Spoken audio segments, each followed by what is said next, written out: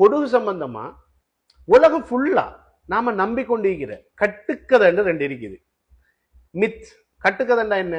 நாம நம்பிக்கிட்டு இருக்கிறோம், ஆனா அது இல்லை உண்மை. அப்படி ரெண்டு விஷயம் இருக்கு, சுவாரஸ்யமா இருக்கும். முதலாவது, அதாவது பொடுகு உள்ள ஆட்கள் ஒரு நபரோ இல்லாட்டி ஒரு பொம்பளையோ ஒரு ஆம்பளையோ பொடுவோட தெரிஞ்சாங்கன்னா நாம நினைக்கிறோம் அது துப்புரவு இல்லாத ஆட்க, ஊத்த தன்மையோட இருக்கிறாங்க, ஒழுங்கா கழுவி இல்லைன்னு நினைக்கிறோம். ஆனா அது இல்லை உண்மை. அதுக்கு மாறுதலையா அதுல உண்மை என்னன்னு சொல்றேன் பாருங்க. அடிக்கடி கழுவுறத்தாலையும், மிக அதிகமான ஆட்களுக்கு அடிக்கடி தலைய கழுவுறத்தால, ஃப்ரீக்வென்ட் வாஷிங்காலையும் பொடுகு அதிகரிக்கும்.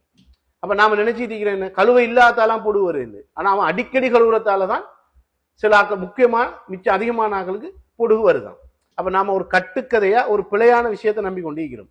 சுவாரஸ்யமாய்க்கு அடுத்தது என்ன தெரியுமா? பொடுகால நிரந்தரமா முடி போய் மொட்டை அடிச்சு போய் காணப்படுவாரு அப்படின்னு நாம நினைக்கிறோம், போல்ட்னஸா இருப்பாங்க. ஆனா அதுவும் ஒரு கட்டுக்கதை. ஆனா அதுல உண்மை என்ன தெரியுமா? பொடுகிக்கிற ஆக்களுக்கு முடி வளர்ச்சியை ரொம்ப குறைவான அளவுல காட்டும், அதிகமா டக் டக்குன்னு வளராது. அப்ப சின்னதா ஒரு முடி உதிர்ற தன்மையும் இருக்குது, இல்ல இல்லை. ஆனா நாம நினைச்சிட்டு இருக்கிறோம் பொடுகால நம்மளுக்கு பால்ட்னஸ், மொட்டை தன்மை வந்துட்டு. அது உண்மை என்ன? முடி வளர்ற தன்மை குறையுது, நிரந்தரமான முடி போய் ஒரு பால்ட்னஸ் வராது.